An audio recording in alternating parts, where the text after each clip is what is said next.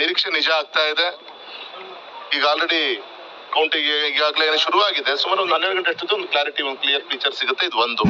ಮತ್ತು ಶಿವಮೊಗ್ಗ ಕ್ಷೇತ್ರನೂ ಕೂಡ ಒಂದು ಒಳ್ಳೆ ರೀತಿಯಂತ ಒಂದು ಈಗಾಗಲೇ ಅಧಿಕೃತವಾಗಿ 3ನೇ ರೌಂಡ್ ಅನೌನ್ಸ್ಮೆಂಟ್ ಆಗಿದೆ. ಈಗಲೇ 5, 6, 7ನೇ ರೌಂಡಲ್ಲಿ ಈಗಾಗಲೇ ಕೌಂಟಿಂಗ್ ನಡೀತಾ ಇದೆ.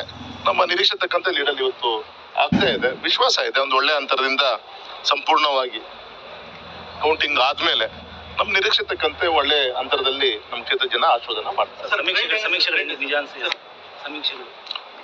ಸಮೀಕ್ಷೆಗಳು ನಿಜ ಆಗ್ತಾ ಇದೆ. ಮತ್ತೆ ಸಮೀಕ್ಷೆ ಮೀರಿ ಫಲಿತಾಂಶದ ಒಂದು ದಿಕ್ಕಲ್ಲಿ ಇವತ್ತು ಹೋಗ್ತಾ ಇದೆ. ನಾನು ಕೂಡ ಇಲ್ಲಿ ಕೌಂಟಿಂಗ್ ಹೊರಗಡೆ ಈಗ ಹೋಗ್ತಾ ಇದ್ದೀನಿ. ಮಾಧ್ಯಮದಲ್ಲಿ ಏನೇನು ಬರ್ತದೆ ನಾನು ಕೂಡ ತಿಳ್ಕೊಳ್ಬೇಕಾಗಿದೆ. ಶಿವಮೊಗ್ಗ ತುಂಬಾ ಚೆನ್ನಾಗಿ ಒಂದು ಒಳ್ಳೆ ರೀತಿ ನಮ್ಮ ನಿರೀಕ್ಷೆ ಇತ್ತು. ಆ ದಿಕ್ಕಲ್ಲಿ ಇವತ್ತು ಹೋಗ್ತಾ ಇದೆ.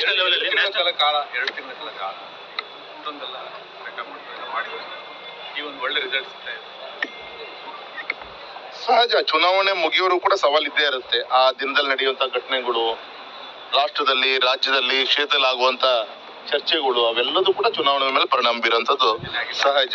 ಸೊ ಎಲ್ಲಾ ವಿಚಾರಗಳು ಚರ್ಚೆ ಮಧ್ಯನೂ ಕೂಡ, ಅಪಪ್ರಚಾರಗಳ ಮಧ್ಯದನೂ ಕೂಡ ಇವತ್ತು ನಮ್ಮ ಕ್ಷೇತ್ರ ಭಾರತೀಯ ಜನತಾ ಪಕ್ಷದ ಪರವಾಗಿ ಮತ್ತೊಮ್ಮೆ 4ನೇ ಬಾರಿಗೆ ಆಶೀರ್ವಾದ ನಮ್ಮ ಕ್ಷೇತ್ರ ಜನ ಮಾಡ್ತಾರೆ.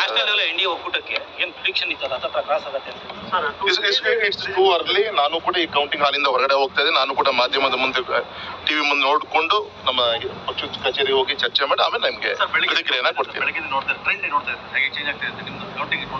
ನಾನು ಈಗಿನವ್ರಿಗೆ ಏನು ನೋಡ್ಲಿಕ್ಕೆ ಆಗಿಲ್ಲ. ಬೆಳಗ್ಗೆ ಬಂದು ದೇವರಿಗೆ ಕೈ ಮುಗಿದಿರೋದು ಬಿಟ್ರೆ, ಆಮೇಲೆ ಕೌಂಟಿಂಗ್ ಹಾಲಿಗೆ ಬಂದಿರೋದು ಬಿಟ್ರೆ, ಇಲ್ಲೇ ನಾನು ಎಲ್ಲ ರೂಮ್, ವಾರ್ ರೂಮ್ ಎಲ್ಲ ಕೌಂಟಿಂಗ್ ರೂಮಿಗೆ ಹೋಗಿ ಎಲ್ಲರೂ ಮಾತಾಡ್ಸ್ಕೊಂಡು ಕಾರ್ಯಕರ್ತರನ್ನ. ಈಗ ಶಿವಮೊಗ್ಗ ಕ್ಷೇತ್ರದ ಸುಮಾರು ಒಂದು 5ನೇ ರೌಂಡ್ ಹತ್ರ ನಾವಿದ್ದೀವಿ. ಅದು ಒಳ್ಳೆ ನಮ್ಮ ನಿರೀಕ್ಷೆ ಇತ್ತು. ಆ ಅಂತರಕ್ಕೆ ಬರ್ತಾ ಇದ್ದಿಂದ ನಮ್ಮ ಜಿಲ್ಲಾಧ್ಯಕ್ಷ ಹೇಳ್ತಾರೆ 30-34 ಸಾವಿರ ಲೀಡ್ ಇದೆ. ನೋಡಿ, ಇನ್ನು ಗೆಲ್ಲುವಂತೂ ನಿಶ್ಚಿತ. ಅಂತರ ಎಷ್ಟು ಅಂತ ಗೊತ್ತಾಗ. ಈ ಸಂದರ್ಭದಲ್ಲಿ ವಿರೋಧಿಗಳಿಗೆ